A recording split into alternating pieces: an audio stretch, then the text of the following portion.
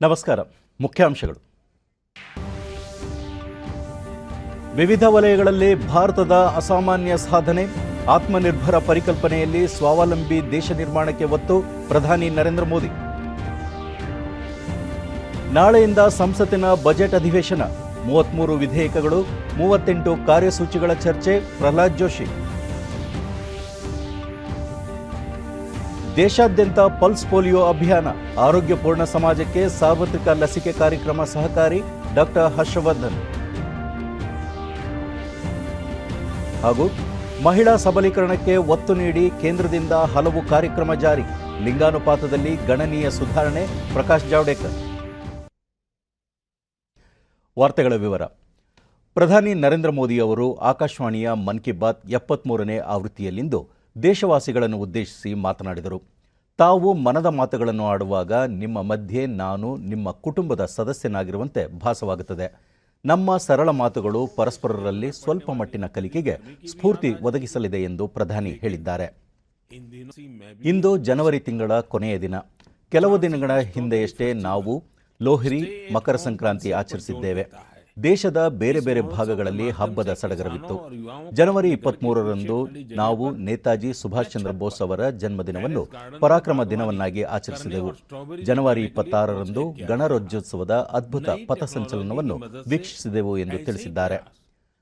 ರಾಷ್ಟ್ರಪತಿಗಳು ಸಂಸತ್ತಿನ ಜಂಟಿ ಅಧಿವೇಶನ ಉದ್ದೇಶಿಸಿ ಭಾಷಣ ಮಾಡಿದ ನಂತರ ಬಜೆಟ್ ಅಧಿವೇಶನ ಕೂಡ ಆರಂಭವಾಗಿದೆ. ನಾವೆಲ್ಲರೂ ಬಹು ನಿರೀಕ್ಷಿತ ಪದ್ಮ ಪ್ರಶಸ್ತಿಗಳ ಘೋಷಣೆ ಮಾಡುವುದರೊಂದಿಗೆ ಅಸಾಧಾರಣ ಕೆಲಸ ಮಾಡಿದ ಸಾಧಕರನ್ನು ಗುರುತಿಸಲಾಗಿದೆ. ಈ ವರ್ಷ ಕೂಡ ಪ್ರಶಸ್ತಿಗೆ ಭಾಜನರಾದವರಲ್ಲಿ ವಿವಿಧ ವಲಯಗಳಲ್ಲಿ ಅಸಾಮಾನ್ಯ ಕೆಲಸ ಮಾಡಿದವರಾಗಿದ್ದಾರೆ. ಪ್ರಚಾರಕ್ಕೆ ಬಾರದ ಹೀರೋಗಳಿಗೆ ಪದ್ಮ ಪ್ರಶಸ್ತಿ ನೀಡುವ ಸಂಪ್ರದಾಯ ಈ ವರ್ಷವೂ ಮುಂದುವರಿಸಲಾಗಿದೆ ಎಂದು ಹೇಳಿದ್ದಾರೆ. ಭಾರತ ಕ್ರಿಕೆಟ್ ತಂಡ ಆರಂಭಿಕ ತೊಂದರೆಗಳ ನಂತರ ಆಸ್ಟ್ರೇಲಿಯಾದಲ್ಲಿ ಸರಣಿ ಗೆಲುವು ಸಾಧಿಸಿದೆ. ನಮ್ಮ ಕ್ರೀಡಾಪಟುಗಳ ಕಠಿಣ ಶ್ರಮ, ತಂಡದ ಕಾರ್ಯ ಪ್ರೇರಣೆ ನೀಡುವಂತಾಗಿದೆ ಎಂದು ಪ್ರಧಾನಿ ಸಂತಸ ವ್ಯಕ್ತಪಡಿಸಿದ್ದಾರೆ. ಈ ನಡುವೆ ಜನವರಿ 26ರಂದು ದೆಹಲಿಯಲ್ಲಿ ತ್ರಿವರ್ಣ ಧ್ವಜಕ್ಕಾದ ಅವಮಾನವನ್ನು ನೋಡಿದ ದೇಶಕ್ಕೆ ದುಃಖವೂ ಆಗಿದೆ. ಮುಂಬರುವ ದಿನಗಳಲ್ಲಿ ದೇಶವನ್ನು ಕ್ಷಿಪ್ರಗತಿಯಿಂದ ಮುಂದೆ ಕೊಂಡೊಯ್ಯಬೇಕು ಎಂದು ಪ್ರಧಾನಿ ಹೇಳಿದ್ದಾರೆ. ಕೊರೋನಾ ವಿರುದ್ಧದ ನಮ್ಮ ಹೋರಾಟಕ್ಕೆ ಕೂಡ ಸರಿಸುಮಾರು 1 ವರ್ಷ ಪೂರ್ಣಗೊಂಡಿದೆ. ಕೋವಿಡ್ ವಿರುದ್ಧ ಭಾರತದ ಸಮರ ಯಾವ ರೀತಿಯ ಉದಾಹರಣೆಯೋ ಅದೇ ರೀತಿ ನಮ್ಮ ವ್ಯಾಕ್ಸಿನೇಷನ್ ಕಾರ್ಯಕ್ರಮ ಕೂಡ ಪ್ರಪಂಚದಲ್ಲೇ ಒಂದು ನಿದರ್ಶನ ಎಂದು ಪ್ರಧಾನಿ ಹೇಳಿದ್ದಾರೆ. ಭಾರತದಲ್ಲಿ ತಯಾರಿಸಲಾದ ಕೋವಿಡ್ ಲಸಿಕೆ ದೇಶದ ಸ್ವಾವಲಂಬನೆಯ ಸಂಕೇತವಾಗಿದೆ, ಜೊತೆಗೆ ಆತ್ಮಗೌರವದ ಪ್ರತೀಕವೂ ಆಗಿದೆ. ದೇಶದಲ್ಲಿ ತಯಾರಿಸಲಾದ ಲಸಿಕೆ ಕುರಿತಂತೆ ದೇಶ ವಿದೇಶಗಳಲ್ಲಿರುವ ಹಲವು ಜನರು ತಮಗೆ ಪತ್ರಗಳನ್ನು ಬರೆದು ಭಾರತಕ್ಕೆ ಧನ್ಯವಾದ ಅರ್ಪಿಸುತ್ತಿದ್ದಾರೆ ಎಂದು ಪ್ರಧಾನಿ ಹೇಳಿದ್ದಾರೆ. ಲಸಿಕೆ ನೀಡಿಕೆ ಅಭಿಯಾನದಲ್ಲಿ ಭಾರತ ಇಡೀ ವಿಶ್ವಕ್ಕೆ ಸೇವೆ ಸಲ್ಲಿಸುತ್ತಿದೆ. ದೇಶ ಔಷಧಿಗಳು ಮತ್ತು ಲಸಿಕೆಗಳ ವಿಷಯದಲ್ಲಿ ಸಮರ್ಥ ಹಾಗೂ ಸ್ವಾವಲಂಬಿಯಾಗಿದೆ. ಸ್ವಾವಲಂಬಿ ಭಾರತದ ಅಭಿಯಾನದ ಚಿಂತನೆಯೂ ಇದೇ ಆಗಿದೆ ಎಂದು ಪ್ರಧಾನಿ ಹೇಳಿದ್ದಾರೆ. ಈ ವರ್ಷದಿಂದ ಭಾರತ ತನ್ನ ಸ್ವಾತಂತ್ರ್ಯೋತ್ಸವದ 75ನೇ ವರ್ಷದ ಅಮೃತ ಮಹೋತ್ಸವವನ್ನು ಪ್ರಾರಂಭಿಸಲಿದೆ. ಸ್ವಾತಂತ್ರ್ಯಕ್ಕಾಗಿ ಹೋರಾಟ ನಡೆಸಿದ ಮಹಾನ್ ನಾಯಕರಿಗೆ ಸಂಬಂಧಿಸಿದ ಸ್ಥಳೀಯ ಜಾಗಗಳನ್ನು ಅನ್ವೇಷಿಸುವ ಅತ್ಯುತ್ತಮ ಸಮಯ ಇದಾಗಿದೆ ಎಂದು ನುಡಿದಿದ್ದಾರೆ. ನಮ್ಮ ಸ್ವಾತಂತ್ರ್ಯ ಹೋರಾಟಗಾರರ ತ್ಯಾಗ, ಅವರ ನೆನಪುಗಳನ್ನು ಮುಂದಿನ ಪೀಳಿಗೆಗೆ ಜೀವಂತವಾಗಿರಿಸಲು ಅವರ ವೀರಗಾಥೆಗಳ ಬಗ್ಗೆ ಪುಸ್ತಕ ಬರೆಯಿರಿ ಎಂದು ಪ್ರಧಾನಿ ನರೇಂದ್ರ ಮೋದಿ ದೇಶದ ಜನರಿಗೆ ಮನವಿ ಮಾಡಿದ್ದಾರೆ. ಹರಿಯಾಣದ ಪಂಚಕುಲದ ಬಡತ್ ಗ್ರಾಮ ಪಂಚಾಯಿತಿ ಸಂಪತ್ತು ಸೃಷ್ಟಿಸುವ ಅದ್ಭುತ ಕೆಲಸ ಮಾಡಿದೆ. ತ್ಯಾಜ್ಯ ನೀರನ್ನು ರೈತರು ಹೊಲಗಳಿಗೆ ಹರಿಸುವ ಮೂಲಕ ನೀರಾವರಿಗೆ ಉಪಯೋಗಿಸುತ್ತಿದ್ದಾರೆ. ಇದರಿಂದ ಗ್ರಾಮದ ಕೊಳಕು ಮುಕ್ತಗೊಂಡು ಹೊಲಗಳಲ್ಲಿ ನೀರಾವರಿ ವ್ಯವಸ್ಥೆಯೂ ಆಗಿದೆ ಎಂದು ಪ್ರಧಾನಿ ವಿವರಿಸಿದ್ದಾರೆ. ಅಮೆರಿಕದ ಸ್ಯಾನ್ ಫ್ರಾನ್ಸಿಸ್ಕೋದಿಂದ ಬೆಂಗಳೂರಿಗೆ ಆಗಮಿಸಿದ ತಡೆರಹಿತ ವಿಮಾನದ ಬಗ್ಗೆ ಪ್ರಸ್ತಾಪಿಸಿದ ಪ್ರಧಾನಿ, ಭಾರತದ 4 ಮಹಿಳಾ ಪೈಲಟ್ಗಳು ಈ ಕಾರ್ಯವನ್ನು ನಿಭಾಯಿಸಿದ್ದಾರೆ. ಈ ವಿಮಾನ ಸುಮಾರು 225ಕ್ಕೂ ಹೆಚ್ಚು ಪ್ರಯಾಣಿಕರನ್ನು ಭಾರತಕ್ಕೆ ಕರೆತಂದಿತ್ತು. ಈ ಬಾರಿಯ ಗಣರಾಜ್ಯೋತ್ಸವದ ಪಥಸಂಚಲನದಲ್ಲಿ ಭಾರತೀಯ ವಾಯುಪಡೆಯ 2 ಪೈಲಟ್ಗಳು ಭಾಗವಹಿಸಿ ಇತಿಹಾಸ ಸೃಷ್ಟಿಸಿದ್ದಾರೆ ಎಂದು ಪ್ರಧಾನಿ ಹೇಳಿದರು. ಪಶ್ಚಿಮ ಬಂಗಾಳದ ಪಶ್ಚಿಮ ಮಿಡ್ನಾಪುರ್ ಜಿಲ್ಲೆಯ ನಯಾ ಪಿಂಗ್ಲಾ ಗ್ರಾಮದ ಚಿತ್ರಕಲಾವಿದ ಸರಮುದ್ದೀನ್ ರಾಮಾಯಣ ಕುರಿತು ರಚಿಸಿರುವ ಪೇಂಟಿಂಗ್ 2 ಲಕ್ಷ ರೂಪಾಯಿಗಳಿಗೆ ಮಾರಾಟವಾಗಿರುವ ವಿಡಿಯೋವನ್ನು ತಾವು ವೀಕ್ಷಿಸಿ ಸಂತಸಪಟ್ಟಿರುವುದಾಗಿ, ಇದರಿಂದ ಗ್ರಾಮದ ಜನರಿಗೂ ಬಹಳ ಸಂತೋಷವಾಗಿದೆ ಎಂದು ತಿಳಿಸಿದ್ದಾರೆ. ಪ್ರವಾಸೋದ್ಯಮ ಸಚಿವಾಲಯದ ವಲಯ ಕಚೇರಿ ಈ ತಿಂಗಳ ಆರಂಭದಲ್ಲಿ ಬಂಗಾಳದ ಗ್ರಾಮಗಳಲ್ಲಿ ಇನ್ಕ್ರೆಡಿಬಲ್ ಇಂಡಿಯಾ ಕಾರ್ಯಕ್ರಮ ಆರಂಭಿಸಿದೆ. ಇದು ಕರಕುಶಲ ಕಲಾವಿದರಿಗೆ ಪ್ರೋತ್ಸಾಹ ನೀಡುವ ಅತ್ಯುತ್ತಮ ಕಾರ್ಯಕ್ರಮವಾಗಿದೆ ಎಂದು ಪ್ರಧಾನಿ ನುಡಿದಿದ್ದಾರೆ. ಚಿಲಿ ದೇಶದಲ್ಲಿ ಭಾರತೀಯ ಸಂಸ್ಕೃತಿಯ ಪರಿಮಳ ಪಸರಿಸುತ್ತಿದೆ. ಅಲ್ಲಿ ಯೋಗ ಹೆಚ್ಚು ಜನಪ್ರಿಯವಾಗಿದ್ದು, ಚಿಲಿಯ ರಾಜಧಾನಿ ಸ್ಯಾಂಟಿಯಾಗೋದಲ್ಲಿ 30ಕ್ಕೂ ಹೆಚ್ಚು ಯೋಗ ವಿದ್ಯಾಲಯಗಳಿವೆ. ಅಲ್ಲಿಯೂ ಅಂತಾರಾಷ್ಟ್ರೀಯ ಯೋಗ ದಿನವನ್ನು ಅತ್ಯಂತ ಉತ್ಸಾಹದಿಂದ ಆಚರಿಸಲಾಗುತ್ತಿದೆ ಎಂದು ಪ್ರಧಾನಿ ಹೇಳಿದ್ದಾರೆ. ಈ ತಿಂಗಳ 18ರಿಂದ ಫೆಬ್ರವರಿ 17ರವರೆಗೆ ದೇಶ ರಸ್ತೆ ಸುರಕ್ಷತಾ ಮಾಸಿಕ ಆಚರಿಸುತ್ತಿದೆ. ರಸ್ತೆ ಅಪಘಾತಗಳು ನಮ್ಮ ದೇಶದಲ್ಲಷ್ಟೇ ಅಲ್ಲ, ಇಡೀ ವಿಶ್ವದಲ್ಲಿ ಚಿಂತೆಯ ವಿಷಯವಾಗಿದೆ ಎಂದು ಪ್ರಧಾನಿ ಬೇಸರ ವ್ಯಕ್ತಪಡಿಸಿದ್ದಾರೆ. ಗಡಿ ರಸ್ತೆ ಸಂಸ್ಥೆ ನಿರ್ಮಿಸುವ ರಸ್ತೆಗಳಲ್ಲಿ ಪ್ರಯಾಣಿಸುವಾಗ ಅತ್ಯಂತ ಆವಿಷ್ಕಾರಿ ಅನ್ವೇಷಣಾತ್ಮಕ ಘೋಷವಾಕ್ಯಗಳು ಕಂಡುಬರುತ್ತವೆ. ಇಂತಹ ಘೋಷವಾಕ್ಯಗಳು ರಸ್ತೆಗಳಲ್ಲಿ ಸಮಾಧಾನದಿಂದ ಚಲಿಸಬೇಕು ಎಂಬ ಜಾಗೃತಿಯನ್ನು ಜನರಲ್ಲಿ ಮೂಡಿಸಲು ಪ್ರಭಾವಿಯಾಗಿರುತ್ತವೆ. ತಾವು ಸಹ ಇಂತಹ ಘೋಷಣೆಗಳು ಹಾಗೂ ನುಡಿಗಟ್ಟುಗಳನ್ನು ಕೇಂದ್ರ ಸರ್ಕಾರದ ಮೈಗೌ ವೇದಿಕೆಗೆ ಕಳುಹಿಸಬಹುದು ಎಂದು ಪ್ರಧಾನಿ ನರೇಂದ್ರ ಮೋದಿ ಮನವಿ ಮಾಡಿದ್ದಾರೆ. ಫಾಸ್ಟ್ಯಾಗ್ ಕಾರ್ಯಕ್ರಮದಿಂದ ಸಮಯ, ಇಂಧನ ಹಾಗೂ ಹಣ ಉಳಿತಾಯವಾಗುತ್ತಿದೆ. ಇದರಿಂದ ನಾಗರಿಕರ ಸರಿಸುಮಾರು 21,000 ಕೋಟಿ ರೂಪಾಯಿ ಉಳಿತಾಯವಾಗುತ್ತಿದೆ ಎಂದು ಪ್ರಧಾನಿ ಹೇಳಿದ್ದಾರೆ. ನಮ್ಮೆಲ್ಲರ ಪ್ರಯತ್ನಗಳಿಂದ 2021ರ ವರ್ಷವನ್ನು ಸಾರ್ಥಕವನ್ನಾಗಿಸುವ ನಿಟ್ಟಿನಲ್ಲಿ ಹೆಜ್ಜೆ ಇರಿಸೋಣ ಎಂದು ಪ್ರಧಾನಿ ಹಾರೈಸಿದ್ದಾರೆ. चिले का पहला योग संस्थान होजे राफाल एस्ट्राडा द्वारा स्थापित किया गया था. इस दिन को नेशनल योगा डे घोषित करके एस्ट्राडा जी को भी श्रद्धांजलि दी गई है. चिले की पार्लियामेंट द्वारा यह एक विशेष सम्मान है. सड़क सुरक्षा माह यानी रोड सेफ्टी मंथ भी मना रहा है. सड़क हादसे आज हमारे देश में ही नहीं, पूरी दुनिया में चिंता का विषय है. आज भारत में रोड सेफ्टी के लिए सरकार के साथ ही व्यक्तिगत और सामूहिक स्तर पर कई तरह के प्रयास भी किए जा रहे हैं. उससे गुजरते हुए आपको बड़े ही इनोवेटिव स्लोगन्स देखने को मिलते हैं. कहना है कि फास्टैग से यात्रा का अनुभव ही बदल गया है. इससे समय की तो बचत होती ही है. टोल प्लाजा पर रुकने, कैश पेमेंट की चिंता करने जैसी दिक्कतें भी खत्म हो गई हैं. इससे देशवासियों के करीब 21,000 करोड़ रुपए बचने का अनुमान है. यानी पैसे की भी बचत और समय की भी बचत. मेरा आप सभी से आग्रह है कि सभी दिशा निर्देशों का पालन करते हुए अपना भी ध्यान रखें और दूसरों का जीवन भी बचाएं. अगले महीने हम फिर मिलेंगे. इति विदा, पुनर्मिलनाय. ಸಂಸತ್ತಿನ ಬಜೆಟ್ ಅಧಿವೇಶನದಲ್ಲಿ 33 ವಿಧೇಯಕಗಳು ಸೇರಿ 38 ಕಾರ್ಯಸೂಚಿಗಳನ್ನು ಕೈಗೆತ್ತಿಕೊಳ್ಳಲಾಗುವುದು ಎಂದು ಕೇಂದ್ರ ಸಂಸದೀಯ ವ್ಯವಹಾರಗಳ ಸಚಿವ ಪ್ರಹ್ಲಾದ್ ಜೋಶಿ ತಿಳಿಸಿದ್ದಾರೆ. ಸರ್ವಪಕ್ಷಗಳ ಸಭೆಯ ನಂತರ ಸುದ್ದಿಗಾರರೊಂದಿಗೆ ಮಾತನಾಡಿದ ಅವರು, ಈ ಅಧಿವೇಶನದಲ್ಲಿ ಬಹುತೇಕ ಕಾರ್ಯಕಲಾಪಗಳು 2021-22ನೇ ಸಾಲಿನ ಬಜೆಟ್ ಮಂಡನೆಯ ಹಣಕಾಸು ಕಾರ್ಯಕಲಾಪಗಳಿಗೆ ಮೀಸಲಿರಿಸಲಾಗುವುದು. ಜತೆಗೆ ರಾಷ್ಟ್ರಪತಿಗಳ ಭಾಷಣದ ಮೇಲಿನ ವಂದನಾ ನಿರ್ಣಯ ಮತ್ತಿತರ ಕಲಾಪ ಕೈಗೊಳ್ಳಲಾಗುವುದು. ಅಲ್ಲದೆ ಈಗಾಗಲೇ ಜಾರಿಗೊಳಿಸಿರುವ ಸುಗ್ರೀವಾಜ್ಞೆಗಳ ಬದಲಾಗಿ ವಿಧೇಯಕಗಳ ಮಂಡನೆ ಮತ್ತು ಅಂಗೀಕಾರಕ್ಕೆ ಕ್ರಮ ಕೈಗೊಳ್ಳಲಾಗುವುದು ಎಂದರು.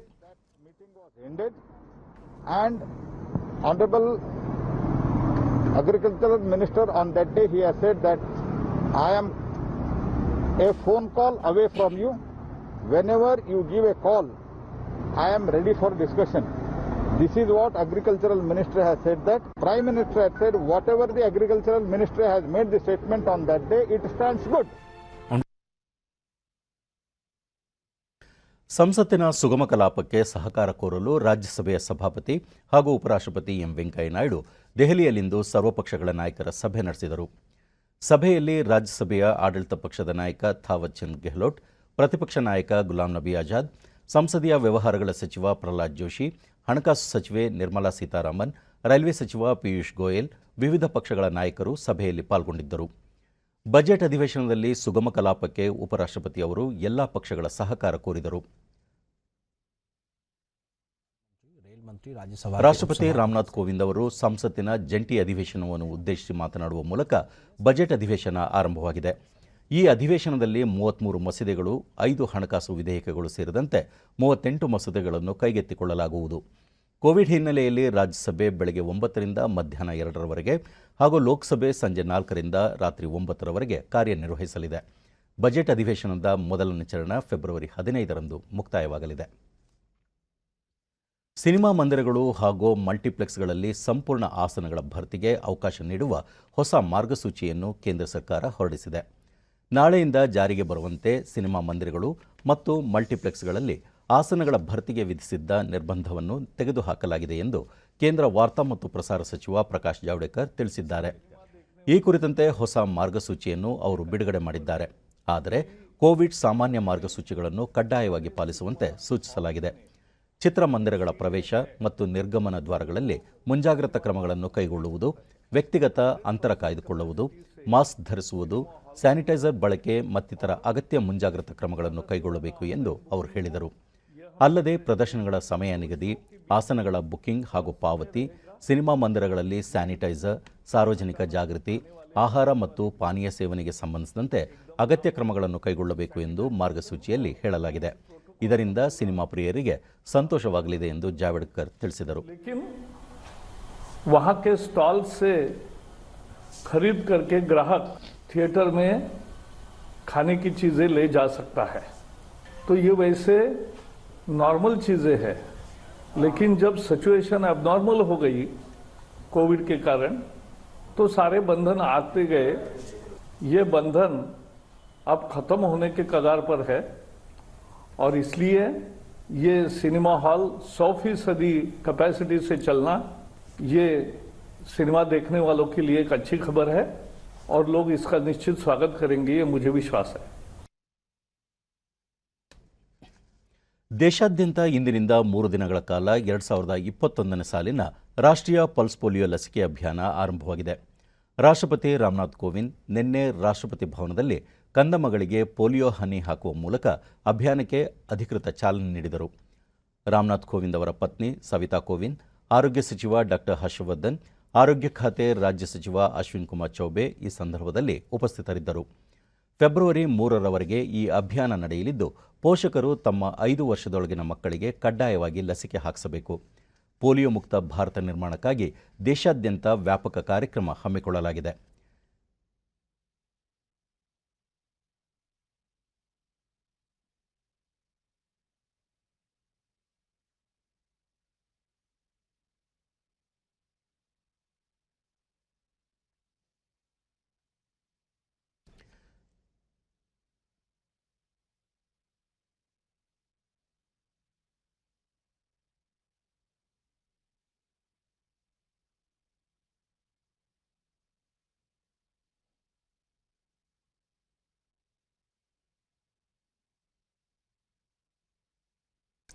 ಕೇಂದ್ರ ಆರೋಗ್ಯ ಸಚಿವ ಡಾಕ್ಟರ್ ಹರ್ಷವರ್ಧನ್, ಮಕ್ಕಳನ್ನು ಕಾಯಿಲೆಗಳಿಂದ ರಕ್ಷಿಸಲು ಸಾರ್ವತ್ರಿಕ ಲಸಿಕೆ ಕಾರ್ಯಕ್ರಮಕ್ಕೆ ಹೆಚ್ಚಿನ ಒತ್ತು ನೀಡಲಾಗಿದೆ. ಇತ್ತೀಚಿನ ವರ್ಷಗಳಲ್ಲಿ ಹಲವು ಲಸಿಕೆಗಳನ್ನು ಸೇರ್ಪಡೆ ಮಾಡಲಾಗಿದೆ. ಜೊತೆಗೆ ಮಕ್ಕಳಲ್ಲಿ ರೋಗ ನಿರೋಧಕ ಶಕ್ತಿಗೂ ಕ್ರಮ ಕೈಗೊಳ್ಳಲಾಗಿದೆ ಎಂದು ಹೇಳಿದ್ದಾರೆ. ದೇಶಾದ್ಯಂತ ಇಂದಿನಿಂದ 3 ದಿನಗಳ ಕಾಲ 2021ನೇ ಸಾಲಿನ ರಾಷ್ಟ್ರೀಯ ಪಲ್ಸ್ ಪೋಲಿಯೋ ಅಭಿಯಾನ ಆರಂಭವಾಗಿದ್ದು, ರಾಜ್ಯದಲ್ಲಿ ಮುಖ್ಯಮಂತ್ರಿ ಬಿಎಸ್ ಯಡಿಯೂರಪ್ಪ ಗೃಹ ಕಚೇರಿ ಕೃಷ್ಣಾದಲ್ಲಿ ಪೋಲಿಯೋ ಲಸಿಕೆ ಅಭಿಯಾನಕ್ಕೆ ಚಾಲನೆ ನೀಡಿದರು. ಆರೋಗ್ಯ ಮತ್ತು ಕುಟುಂಬ ಕಲ್ಯಾಣ ಸಚಿವ ಡಾಕ್ಟರ್ ಕೆ ಸುಧಾಕರ್ ಹಾಗೂ ಮಹಿಳಾ ಮತ್ತು ಮಕ್ಕಳ ಅಭಿವೃದ್ಧಿ ಸಚಿವೆ ಶಶಿಕಲಾ ಜೊಲ್ಲೆ ಮತ್ತಿತರರು ಉಪಸ್ಥಿತರಿದ್ದರು. ಈ ವೇಳೆ ಮಹಿಳಾ ಮತ್ತು ಮಕ್ಕಳ ಅಭಿವೃದ್ಧಿ ಇಲಾಖೆಯ ಸಾಧನೆಯ ಹಾದಿಯಲ್ಲಿ ಗೆಲುವಿನ ಗೆಜ್ಜೆನಾದ ಸಂಚಿಕೆಯನ್ನು ಮುಖ್ಯಮಂತ್ರಿ ಬಿಡುಗಡೆಗೊಳಿಸಿದರು.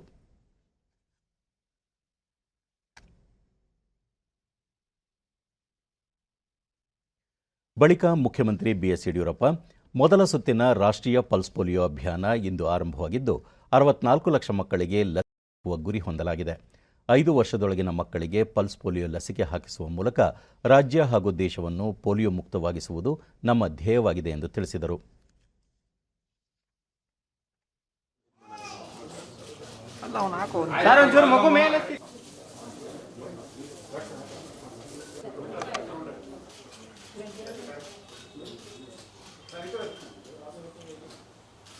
ಈ ಹಿಂದೆ ಎಷ್ಟು ಬಾರಿ ಪೋಲಿಯೋ ಲಸಿಕೆ ಪಡೆದಿದ್ದರೂ ಸಹ ಈ ಅಭಿಯಾನದಲ್ಲಿ ಮತ್ತೆ ಲಸಿಕೆ ಹಾಕಿಸುವಂತ ಅವಶ್ಯಕವಾಗಿದೆ. ಪೋಲಿಯೋ ಲಸಿಕೆ ಸಂಪೂರ್ಣ ಸುರಕ್ಷಿತ, ಯಾವುದೇ ಸುಳ್ಳು ವದಂತಿಗೆ ಕಿವಿ ಕೊಡದೆ ತಮ್ಮ ಮಕ್ಕಳಿಗೆ ಲಸಿಕೆ ಹಾಕಿಸುವಂತದ್ದು. ಜೀವರಕ್ಷಕ 2 ಹನಿಗಳಿಂದ ಪೋಲಿಯೋ ಮೇಲಿನ ಗೆಲುವನ್ನ ಮುಂದುವರಿಸೋಣ. ಮಾಧ್ಯಮದವರು ಪೋಲಿಯೋ ಕಾರ್ಯಕ್ರಮ ಕುರಿತು ವ್ಯಾಪಕ ಪ್ರಚಾರ ಮಾಡುವ ಮೂಲಕ ಕಾರ್ಯಕ್ರಮದ ಯಶಸ್ವಿಗೆ ಸಹಕರಿಸಬೇಕೆಂದು ಕೋರಿಕೊಡುತ್ತೇನೆ. ರಾಷ್ಟ್ರೀಯ ಲಸಿಕಾ ದಿನ 31 ಜನವರಿ 2021 ಕಾರ್ಯಕ್ರಮವನ್ನು ಕೋವಿಡ್-19 ಪ್ಯಾಂಡಮಿಕ್ ಹಿನ್ನೆಲೆಯಲ್ಲಿ ಯಾವುದೇ ಲೋಪದೋಷಗಳಿಗೆ ಎಡೆಯಿಲ್ಲದಂತೆ ವ್ಯವಸ್ಥಿತವಾಗಿ ನಿರ್ವಹಿಸುವಂತದ್ದು. ಇವತ್ತು ಪ್ರಧಾನಮಂತ್ರಿ ನರೇಂದ್ರ ಮೋದಿಜಿಯವರು ಸಹ ಪೋಲಿಯೋ ಲಸಿಕೆಯನ್ನು ಮಕ್ಕಳಿಗೆ ಹಾಕ್ತಾ ಇದ್ದಾರೆ. ಇಂದಿನಿಂದ 64 ಲಕ್ಷ ಮಕ್ಕಳಿಗೆ ಪೋಲಿಯೋ ಡ್ರಾಪ್ ಹಾಕ್ತಾರೆ. ಪೋಲಿಯೋ ಮುಕ್ತ ಭಾರತ, ಪೋಲಿಯೋ ಮುಕ್ತ ಕರ್ನಾಟಕ ಆಗಬೇಕು ಅಂತ ನಮ್ಮೆಲ್ಲರ ಅಪೇಕ್ಷೆ. ಅದಕ್ಕಾಗಿ ಈ ಕಾರ್ಯಕ್ರಮವನ್ನು ರೂಪಿಸಿದ್ದೇವೆ. ಎಲ್ಲರೂ ಸಹಕರಿಸಬೇಕು ಎಂದು ಮತ್ತೊಮ್ಮೆ ನಿಮ್ಮಲ್ಲಿ ಕೈಗೊಳ್ಳುತ್ತೇನೆ. ರಾಜ್ಯದಲ್ಲೂ ಇಂದಿನಿಂದ ರಾಷ್ಟ್ರೀಯ ಪಲ್ಸ್ ಪೋಲಿಯೋ ಅಭಿಯಾನ ಆರಂಭವಾಗಿದ್ದು, ಬಿಬಿಎಂಪಿ ವ್ಯಾಪ್ತಿಯ ಪ್ರಾಥಮಿಕ ಆರೋಗ್ಯ ಕೇಂದ್ರಗಳು ಹಾಗೂ ಅಂಗನವಾಡಿ ಕೇಂದ್ರಗಳಲ್ಲೂ 5 ವರ್ಷದೊಳಗಿನ ಮಕ್ಕಳಿಗೆ ಪಲ್ಸ್ ಪೋಲಿಯೋ ಲಸಿಕೆ ಹಾಕಲಾಗುತ್ತಿದೆ. ಬೆಂಗಳೂರಿನ ಆರ್ಟಿ ನಗರ, ಗಂಗಾನಗರ, ಸುಲ್ತಾನ್ ಪಾಳ್ಯ ಸೇರಿದಂತೆ ವಿವಿಧೆಡೆಗಳಲ್ಲಿ ಲಸಿಕೆ ಕಾರ್ಯ ಪ್ರಗತಿಯಲ್ಲಿದೆ. ಬೆಂಗಳೂರಿನ ಗ್ರಾಮಾಂತರ ಜಿಲ್ಲೆಯ ತ್ಯಾಮಗೊಂಡ್ಲು ಸಮುದಾಯ ಆರೋಗ್ಯ ಕೇಂದ್ರದಲ್ಲಿ ಪೋಲಿಯೋ ಲಸಿಕೆ ನೀಡಲಾಗುತ್ತಿದ್ದು, ಪೋಲಿಯೋ ಕಾಯಿಲೆ ಕುರಿತಾದ ಜಾಗೃತಿ ಮೂಡಿಸುವ ಕಿರುಚಿತ್ರವನ್ನು ಪ್ರದರ್ಶಿಸುವ ಮೂಲಕ ಸಾರ್ವಜನಿಕರಲ್ಲಿ ಅರಿವು ಮೂಡಿಸಲಾಗುತ್ತಿದೆ.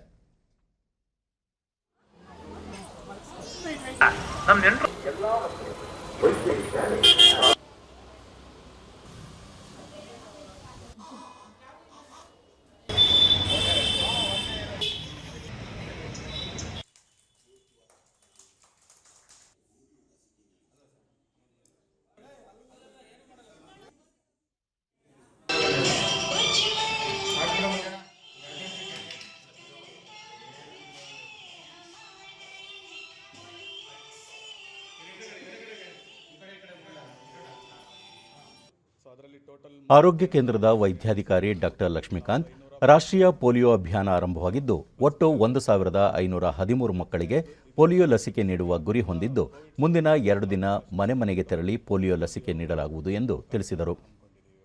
ಸರಿಯಾಗಿ ಸ್ಟಾರ್ಟ್ ಮಾಡಿದ್ದೀವಿ. ಬೆಳಗ್ಗೆ ಆಲ್ಮೋಸ್ಟ್ ಇಷ್ಟೊತ್ತಿಗೆ 25% ಕವರ್ ಆಗಿದೆ. 1513 ಮಕ್ಕಳಿಗೆ ಹಾಕಬೇಕು ಅನ್ನೋ ಗುರಿ ಹೊಂದಿದ್ದೀವಿ ಇವತ್ತು.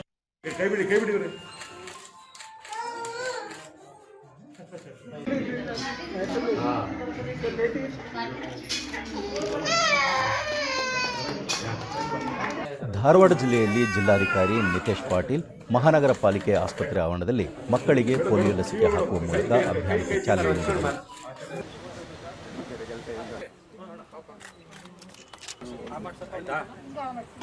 ಜಿಲ್ಲಾ ಪಂಚಾಯಿತಿ ಮುಖ್ಯ ಕಾರ್ಯನಿರ್ವಹಣಾಧಿಕಾರಿ ಡಾಕ್ಟರ್ ಸುಶೀಲಾ ಮತ್ತಿತರರು ಉಪಸ್ಥಿತರಿದ್ದರು. ಸಾಂಸ್ಕೃತಿಕ ನಗರಿ ಮೈಸೂರಿನ ಮಹಾರಾಜರ ಪಲ್ಸ್ ಪೋಲಿಯೋ ಅಭಿಯಾನಕ್ಕೆ ಶಾಸಕರಾದ ರಾಮದಾಸ್ ಹಾಗೂ ನಾಗೇಂದ್ರ ಮಕ್ಕಳಿಗೆ ಲಸಿಕೆ ಹಾಕುವ ಮೂಲಕ ಚಾಲನೆ ನೀಡಿದರು. ಬಳಿಕ ರಾಮದಾಸ್, ಜಿಲ್ಲೆಯಲ್ಲಿ ಸುಮಾರು 2 ಲಕ್ಷಕ್ಕೂ ಅಧಿಕ ಮಕ್ಕಳಿಗೆ ಲಸಿಕೆ ವಿತರಣಾ ಕಾರ್ಯ ಪ್ರಗತಿಯಲ್ಲಿದ್ದು, 5 ವರ್ಷದೊಳಗಿನ ಮಕ್ಕಳಿಗೆ ಪೋಲಿಯೋ ಲಸಿಕೆ ಹಾಕಿಸಲು ಪೋಷಕರು ಮುಂದಾಗಬೇಕು ಎಂದರು. ನನ್ನ ಸಹೋದರಿಯರಾದಂಥ ಆಶಾ ವರ್ಕರ್ಗಳು, ಹೆಲ್ತ್ ವರ್ಕರ್ಗಳು ಇವರೆಲ್ಲರೂ ಕೂಡ ಮನೆಗಳಿಗೆ ಹೋಗಿ ಡ್ರಾಪ್ಸನ್ನು ಹಾಕುವಂಥ ಒಂದು ದೊಡ್ಡ ಕಾರ್ಯವನ್ನು ಚಾಲನೆಯನ್ನು ಕೊಟ್ಟಿದ್ದಾರೆ. ಅವರೆಲ್ಲರಿಗೂ ನಾನು ಅಭಿನಂದನೆಗಳನ್ನು ಸಲ್ಲಿಸ್ತೇನೆ. ನಾಗೇಂದ್ರ, ದೇಶವನ್ನು ಪೋಲಿಯೋ ಮುಕ್ತಗೊಳಿಸಲು ಎಲ್ಲರ ಸಹಕಾರ ಅಗತ್ಯ ಎಂದರು. ಉದ್ಘಾಟನೆ ಮಾಡಿದ್ದೀವಿ. ಇದು 1ನೇ ತಾರೀಕು, ಇವತ್ತಿಂದ ಇನ್ನು 3ನೇ ತಾರೀಕುವರೆಗೂ ಸಹ ನಿರಂತರವಾಗಿ ಇದು ಎಲ್ಲ ಕೇಂದ್ರಗಳಲ್ಲೂ ಸಹ ಈ ಪಲ್ಸ್ ಪೋಲಿಯೋ ಕಾರ್ಯಕ್ರಮ ನಡೀತದೆ. ಅದು ಸದುಪಯೋಗವನ್ನು ಸಾರ್ವಜನಿಕರು ಉಪಯೋಗ ಮಾಡ್ಕೋಬೇಕಂತೇಳಿ ಈ ಸಂದರ್ಭದಲ್ಲಿ ಮನವಿ ಮಾಡ್ತೀನಿ. ಆರೋಗ್ಯ ಇಲಾಖೆ ಉಪನಿರ್ದೇಶಕ ಡಾಕ್ಟರ್ ಪ್ರಸಾದ್, ಮೈಸೂರು ಜಿಲ್ಲೆಯಲ್ಲಿ ನಾಳೆಯಿಂದ 2 ದಿನ ಮನೆಗೆ ತೆರಳಿ ಲಸಿಕೆ ನೀಡುವ ಕಾರ್ಯ ಹಮ್ಮಿಕೊಳ್ಳಲಾಗಿದೆ ಎಂದರು. ಗ್ರಾಮೀಣ ಪ್ರದೇಶದಲ್ಲಿ 2 ದಿನ ಹೌಸ್ ಟು ಹೌಸ್ ಆಕ್ಟಿವಿಟಿ ಮಾಡ್ತೀವಿ. ಇದು ಮೊದಲನೇ ದಿನ ಬೂತ್ ಅಪ್ರೋಚ್ ಅಂತ ಮಾಡಿದ್ವಿ. ನಾವು ಸುಮಾರು 1635 ಬೂತ್ಗಳನ್ನು ಇಡೀ ಜಿಲ್ಲೆ ವ್ಯಾಪ್ತಿನಲ್ಲಿ ರಚನೆ ಮಾಡಿದ್ದೀವಿ. ಈ ಬೂತ್ಗೆ ಸರಾಸರಿ 200 ಮಕ್ಕಳು ಈ ಬೂತ್ಗೆ ಬರೋ ರೀತಿ ನಾವು ವ್ಯವಸ್ಥೆ ಮಾಡಿದ್ದೀವಿ. ನಾವೇನಂದರೆ ಮೌತ್ ಟು ಮೌತ್ ಕಮ್ಯುನಿಕೇಷನ್, ನಮ್ಮ ಆಶಾಗಳು ಮತ್ತು ನಮ್ಮ ಹೆಲ್ತ್ ವರ್ಕರ್ಸು ಆ ಮಕ್ಕಳನ್ನು ಆಲ್ರೆಡಿ ಎಲ್ಲ ಒಂದು ರಿಮ್ಯುನರೇಷನ್ ಮಾಡಿಕೊಂಡು ಅವ್ರನ್ನ ಕರ್ಕೊಬರ್ತಾರೋಂಥ ಕೆಲಸವನ್ನು ಮಾಡ್ತಾರೆ. ವಿಜಯಪುರ ಜಿಲ್ಲೆಯ ಶಾಂತಿನಗರ ಆರೋಗ್ಯ ಕೇಂದ್ರದಲ್ಲಿ ಜಿಲ್ಲಾಧಿಕಾರಿ ಪಿ ಸುನೀಲ್ ಕುಮಾರ್ ಮಗುವಿಗೆ ಲಸಿಕೆ ಹಾಕುವ ಮೂಲಕ ಅಭಿಯಾನಕ್ಕೆ ಚಾಲನೆ ನೀಡಿದರು. ತಂಡ ಸರ್ವೆ ಮಾಡಿದಾಗ 10 ಮನೆ ಅಂತ ನಾವು ಸರ್ವೆ ಮಾಡ್ತೀವಿ. 10 ಮನೆ ತಂಡದ ನಾವು ಸರ್ವೆ ಮಾಡೋದ್ರೊಳಗೆ ಯಾವುದಾದ್ರು ಒಂದು ಮೇಲ್ವಿಚಾರಣೆ ಮಾಡಿದಾಗ ಯಾವ ಮಕ್ಕಳು ವಂಚಿತರಾಗಿರ್ತಾರೆ, ನಾವು ಲಸಿಕೆ ಹಾಕಿಸಿ ಅದನ್ನು ಎಲ್ಲಿ ಮಕ್ಕಳನ್ನು ಲಸಿಕೆ ವಂಚಿತರನ್ನಾಗಿ ಮಾಡದೆ ಪೋಲಿಯೋ ಲಸಿಕೆ ಹಾಕಿಸಿ ನಮಗೆ ಈ ಪೋಲಿಯೋ ಮುಕ್ತ ಆಗಿ ಮಾಡಲು ನಾವು ಕಾರ್ಯಗಳನ್ನು ಕೈಗೊಳ್ಳುತ್ತೇವೆ. ಒಟ್ಟು 29 ಬೂತ್ಗಳು ನಮ್ಮ ಸಮುದಾಯ ಆರೋಗ್ಯ ಕೇಂದ್ರ ವ್ಯಾಪ್ತಿಯಲ್ಲಿ ಬಂದವು. 58 ಜನರು ವ್ಯಾಕ್ಸಿನೇಟರ್ ಇದ್ದಾರೆ, 5 ಜನರು ಸೂಪರ್ವೈಸನ್ ಮಾಡ್ತಾ ಇದ್ದಾರೆ. ನಾವು 100ಕ್ಕೆ 100ರಷ್ಟು ಗುರಿಯನ್ನು ಸಾಧಿಸಲು ಈ ಒಂದು ಕಾರ್ಯಕ್ರಮವನ್ನು ಹೊಂದಿದ್ದೇವೆ. ಈಗಿನ ಎಲ್ಲ ಮಕ್ಕಳಿಗೆ ಕಡ್ಡಾಯವಾಗಿ ಈ ಪೋಲಿಯೋ ಲಸಿಕೆಯನ್ನು ಹಾಕಬೇಕು. ಈ ಪೋಲಿಯೋ ಲಸಿಕೆ ಜೀವನಕ್ಕಾಗಿ 2 ಹನಿ ಅಂತ ಹೇಳಿ ತಿಳಿದುಕೊಂಡು ತಾವು ಯಾವುದೇ ಮಕ್ಕಳು ಲಸಿಕೆಯಿಂದ ವಂಚಿತವಾಗಬಾರ್ದು. ಕಡ್ಡಾಯವಾಗಿ ಎಲ್ಲರೂ ಈ ಪೋಲಿಯೋ ಲಸಿಕೆಯನ್ನು ಹಾಕಬೇಕಂತ ಕೇಳ್ಕೊಳ್ತಾರೆ.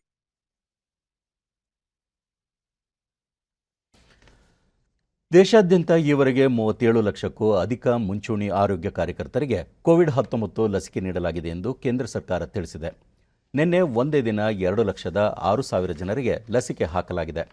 ಲಸಿಕೆ ಅಭಿಯಾನದಲ್ಲಿ ರಾಜಸ್ಥಾನ ಅಗ್ರಸ್ಥಾನದಲ್ಲಿದ್ದು, ನಂತರದಲ್ಲಿ ಕರ್ನಾಟಕ, ಮಧ್ಯಪ್ರದೇಶ ಮತ್ತು ಮಹಾರಾಷ್ಟ್ರ ರಾಜ್ಯಗಳಿವೆ. ಕೇಂದ್ರ ಆರೋಗ್ಯ ಕಾರ್ಯದರ್ಶಿ ರಾಜೇಶ್ ಭೂಷಣ್ ಕೋವಿಡ್ ಲಸಿಕೆ ಸ್ಥಿತಿಗತಿ ಕುರಿತು ನಿನ್ನೆ ಪರಾಮರ್ಶೆ ನಡೆಸಿದರು. ನಂತರ ರಾಜ್ಯ ಮತ್ತು ಕೇಂದ್ರಾಡಳಿತ ಪ್ರದೇಶಗಳು ಲಸಿಕೀಕರಣ ಅಭಿಯಾನವನ್ನು ಚುರುಕುಗೊಳಿಸಬೇಕು ಎಂದು ಸೂಚಿಸಿದರು. ಇನ್ನೂ ಹೆಚ್ಚಿನ ಸಂಖ್ಯೆಯಲ್ಲಿ ಲಸಿಕೆ ಅಭಿಯಾನವನ್ನು ಕೈಗೊಳ್ಳಬೇಕು. ದೇಶ ಅತ್ಯಂತ ತ್ವರಿತವಾಗಿ 1 ಬಿಲಿಯನ್ ಜನಸಂಖ್ಯೆಗೆ ಲಸಿಕೆ ಹಾಕುವ ಗುರಿಯನ್ನು ತಲುಪಬೇಕು ಎಂದರು. ಲಸಿಕೆ ಸಾಕಷ್ಟು ಪ್ರಮಾಣದಲ್ಲಿ ಲಭ್ಯವಿದೆ.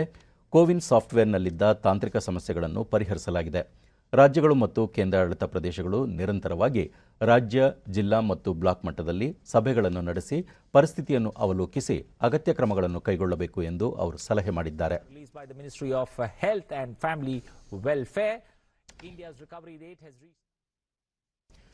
ಕೇರಳ ಸೇರಿದಂತೆ 10 ರಾಜ್ಯಗಳಲ್ಲಿ ಕೋಳಿಗಳಲ್ಲಿ ಹಕ್ಕಿ ಜ್ವರ ದೃಢಪಟ್ಟಿದೆ ಎಂದು ಕೇಂದ್ರ ಸರ್ಕಾರ ತಿಳಿಸಿದೆ.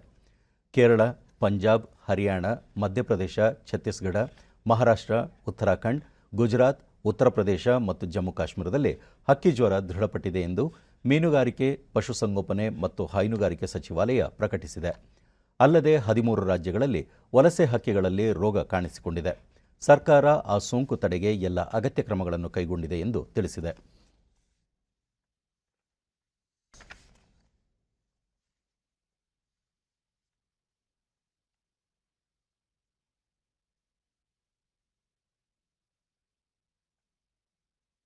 ಉಪ ಅರಣ್ಯ ಉತ್ಪನ್ನಗಳಿಗೆ ಕನಿಷ್ಠ ಬೆಂಬಲ ಬೆಲೆ ಯೋಜನೆಯಡಿ ಹೊಸದಾಗಿ 14 ಉತ್ಪನ್ನಗಳನ್ನು ಸೇರ್ಪಡೆ ಮಾಡಲು ಕೇಂದ್ರ ಸರ್ಕಾರ ನಿರ್ಧರಿಸಿದೆ.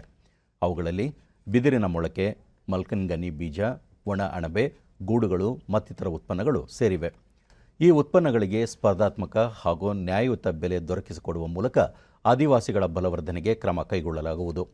ಕೇಂದ್ರ ಸರ್ಕಾರ ಉಪ ಅರಣ್ಯ ಉತ್ಪನ್ನಗಳ ಮಾರುಕಟ್ಟೆಗೆ ಕಾರ್ಯತಂತ್ರ ರೂಪಿಸಲು ಹಾಗೂ ಅವುಗಳ ಮೌಲ್ಯ ಬಲವರ್ಧನೆಗೆ ಕನಿಷ್ಠ ಬೆಂಬಲ ಬೆಲೆಯನ್ನು ನಿಗದಿಪಡಿಸಿದೆ.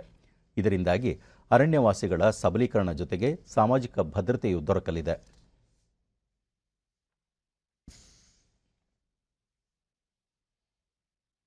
ಭಾರತದ ಸಾಂಸ್ಕೃತಿಕ ಪ್ರಜ್ಞೆ ಶತಮಾನಗಳಿಂದಲೂ ಜೀವಿಸುತ್ತಿದೆ ಹಾಗೂ ಉಸಿರಾಡುತ್ತಿದೆ ಎಂಬುದನ್ನು ಸ್ವಾಮಿ ವಿವೇಕಾನಂದರು ಗ್ರಹಿಸಿದ್ದರು ಎಂದು ಪ್ರಧಾನಿ ನರೇಂದ್ರ ಮೋದಿ ಹೇಳಿದ್ದಾರೆ. ಉತ್ತರಾಖಂಡ್ನ ಮಾಯಾವತಿ ಆಶ್ರಮದಲ್ಲಿರುವ ಅದ್ವೈತ ಆಶ್ರಮದ ಸಹಯೋಗದಲ್ಲಿ ಪ್ರಬುದ್ಧ ಭಾರತ ಮಾಸಿಕ ಪತ್ರಿಕೆಯ 125ನೇ ವಾರ್ಷಿಕೋತ್ಸವ ಕಾರ್ಯಕ್ರಮ ಉದ್ದೇಶಿಸಿ ವಿಡಿಯೋ ಕಾನ್ಫರೆನ್ಸ್ ಮೂಲಕ ಮಾತನಾಡಿದ ಅವರು, ಪ್ರತಿಯೊಂದು ಸವಾಲು ಎದುರಾದಾಗಲೂ, ಪ್ರತಿಕೂಲ ಭವಿಷ್ಯ ನುಡಿದಾಗಲೂ ಅವೆಲ್ಲವುಗಳನ್ನು ಎದುರಿಸಿ ಭಾರತ ಬಲಿಷ್ಠಗೊಳ್ಳುತ್ತಿದೆ. ಭಾರತ ಜಾಗೃತಗೊಳ್ಳಬೇಕೆಂದು ವಿವೇಕಾನಂದರ ಬಯಕೆಯಾಗಿತ್ತು ಎಂದು ಹೇಳಿದರು. ದೇಶದ ಸಮಗ್ರ ಅನಾವರಣ ಬಿಂಬಿಸುವಂತೆ ಪತ್ರಿಕೆಗೆ ವಿವೇಕಾನಂದರು ಪ್ರಬುದ್ಧ ಭಾರತ ಎಂದು ಹೆಸರಿಟ್ಟರು. ಅವರು ಜಾಗೃತ ಭಾರತವನ್ನು ಬಯಸಿದ್ದರು. ಭಾರತವನ್ನು ಅರ್ಥ ಮಾಡಿಕೊಂಡಿರುವವರು ಭಾರತ ಕೇವಲ ರಾಜಕೀಯ ಅಥವಾ ಭೌಗೋಳಿಕ ಅಸ್ತಿತ್ವಕ್ಕೂ ಮೀರಿದ್ದಾಗಿದೆ ಎಂಬುದನ್ನು ಗ್ರಹಿಸಿದ್ದಾರೆ ಎಂದು ತಿಳಿಸಿದರು.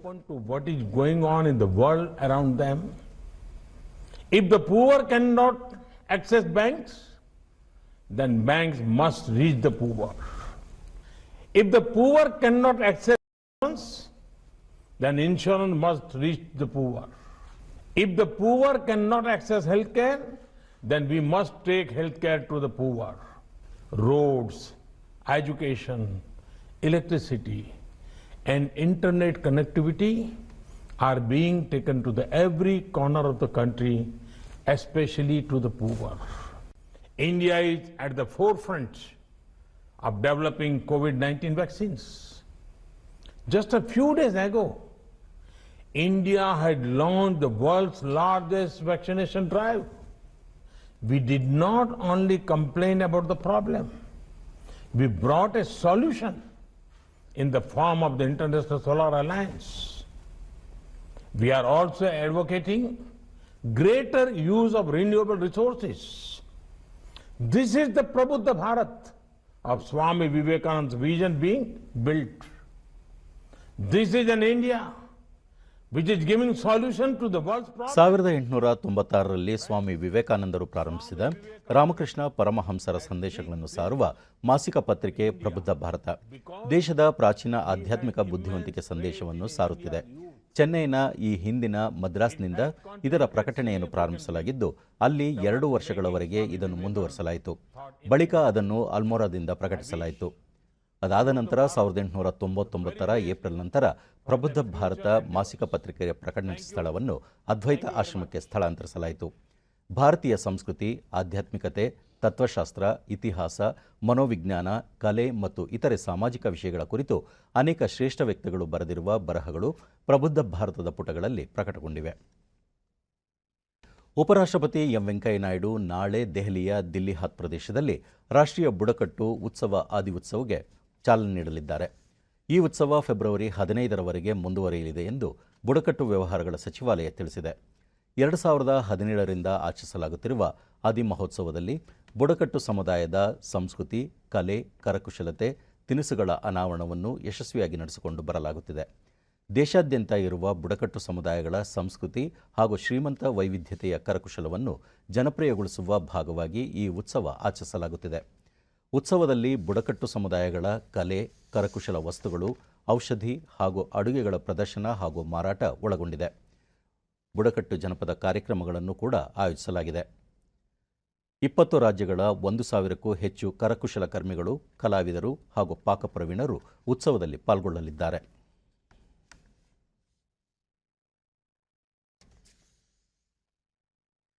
ಕೇಂದ್ರ ವಾರ್ತಾ ಮತ್ತು ಪ್ರಸಾರ ಸಚಿವ ಪ್ರಕಾಶ್ ಜಾವಡೇಕರ್ ದೆಹಲಿಯಲ್ಲಿಂದು ರಾಷ್ಟ್ರೀಯ ಮಹಿಳಾ ಆಯೋಗದ 29ನೇ ಸಂಸ್ಥಾಪನಾ ದಿನದ ಕಾರ್ಯಕ್ರಮದಲ್ಲಿ ಪಾಲ್ಗೊಂಡಿದ್ದರು. ಈ ಸಂದರ್ಭದಲ್ಲಿ ಕೋವಿಡ್ ವಾರಿಯರ್ಸ್ ಸಾಧಕಿಯರನ್ನು ಸನ್ಮಾನಿಸಲಾಯಿತು.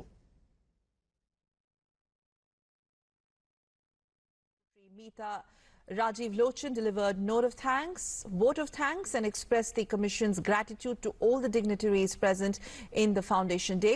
At the event, Union Minister said that Modi government aims to empower women. Prakash Javadekar, ಪ್ರಧಾನಿ ನರೇಂದ್ರ ಮೋದಿ ನೇತೃತ್ವದ ಸರ್ಕಾರ ಮಹಿಳೆಯರ ಸಬಲೀಕರಣಕ್ಕೆ ಬದ್ಧವಾಗಿದ್ದು ಈ ನಿಟ್ಟಿನಲ್ಲಿ ಹಲವು ಕ್ರಮಗಳನ್ನು ಕೈಗೆತ್ತಿಕೊಳ್ಳುತ್ತಿದೆ ಎಂದು ಹೇಳಿದರು. ಮಹಿಳೆಯರಿಗೆ ತಮ್ಮ ಸರ್ಕಾರ ಕಲ್ಪಿಸಿರುವ ಹಕ್ಕುಗಳನ್ನು ಈ ಮೊದಲಿನ ಸರ್ಕಾರಗಳು ಕಲ್ಪಿಸಿದ್ದರೆ ಸಮಾಜ ಅತ್ಯುತ್ತಮ ಸ್ಥಿತಿಗೆ ತಲುಪುತ್ತಿತ್ತು ಎಂದು ತಿಳಿಸಿದರು. ಬೇಟಿ ಬಚಾವೋ ಬೇಟಿ ಪಢಾವೋ ಕಾರ್ಯಕ್ರಮ ಜಾರಿಗೊಳಿಸಿ ದೇಶದಲ್ಲಿ ಹೆಣ್ಣು ಮಕ್ಕಳ ಲಿಂಗಾನುಪಾತ ಸುಧಾರಣೆಗೆ ನೆರವಾಗಿದ್ದು ಹರಿಯಾಣದಲ್ಲಿ ಹೆಣ್ಣು ಮಕ್ಕಳ ಲಿಂಗಾನುಪಾತದಲ್ಲಿ ಗಮನಾರ್ಹ ಸುಧಾರಣೆ ಕಂಡುಬಂದಿದ್ದು ಈಗ ಹೆಣ್ಣು ಮಕ್ಕಳು ಹುಟ್ಟಿದರೆ ಕುಟುಂಬ ಸಂತಸ ಪಡುವ ಮನಸ್ಥಿತಿ ಮೂಡಿದೆ ಎಂದು ಹೇಳಿದರು.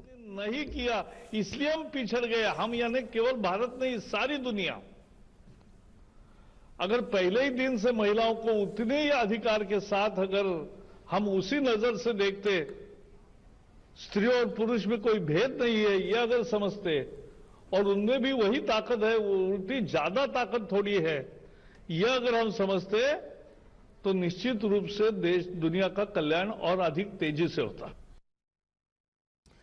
ಕೊನೆಯಲ್ಲಿ ಮತ್ತೊಮ್ಮೆ ಮುಖ್ಯಾಂಶಗಳು. ವಿವಿಧ ವಲಯಗಳಲ್ಲಿ ಭಾರತದ ಅಸಾಮಾನ್ಯ ಸಾಧನೆ, ಆತ್ಮನಿರ್ಭರ ಪರಿಕಲ್ಪನೆಯಲ್ಲಿ ಸ್ವಾವಲಂಬಿ ದೇಶ ನಿರ್ಮಾಣಕ್ಕೆ ಒತ್ತು, ಪ್ರಧಾನಿ ನರೇಂದ್ರ ಮೋದಿ. ನಾಳೆಯಿಂದ ಸಂಸತ್ತಿನ ಬಜೆಟ್ ಅಧಿವೇಶನ, 33 ವಿಧೇಯಕಗಳು, 38 ಕಾರ್ಯಸೂಚಿಗಳ ಚರ್ಚೆ, ಪ್ರಹ್ಲಾದ್ ಜೋಶಿ. ದೇಶಾದ್ಯಂತ ಪಲ್ಸ್ ಪೋಲಿಯೋ ಅಭಿಯಾನ, ಆರೋಗ್ಯಪೂರ್ಣ ಸಮಾಜಕ್ಕೆ ಸಾರ್ವತ್ರಿಕ ಲಸಿಕೆ ಕಾರ್ಯಕ್ರಮ ಸಹಕಾರಿ, ಡಾಕ್ಟರ್ ಹರ್ಷವರ್ಧನ್. ಹಾಗೂ ಮಹಿಳಾ ಸಬಲೀಕರಣಕ್ಕೆ ಒತ್ತು ನೀಡಿ ಕೇಂದ್ರದಿಂದ ಹಲವು ಕಾರ್ಯಕ್ರಮ ಜಾರಿ, ಲಿಂಗಾನುಪಾತದಲ್ಲಿ ಗಣನೀಯ ಸುಧಾರಣೆ, ಪ್ರಕಾಶ್ ಜಾವಡೇಕರ್. ನಮ್ಮ ವಾರ್ತಾ ಪ್ರಸಾರವನ್ನು ನೀವು ಡಿಡಿ ಚಂದನ ನ್ಯೂಸ್ ಯೂಟ್ಯೂಬ್ ಚಾನೆಲ್ನಲ್ಲೂ ವೀಕ್ಷಿಸಬಹುದು. ನಮ್ಮ ಮುಂದಿನ ವಾರ್ತಾ ಪ್ರಸಾರ ಸಂಜೆ 7 ಗಂಟೆಗೆ ಡಿಡಿ ಚಂದನದಲ್ಲಿ. ನಮಸ್ಕಾರ.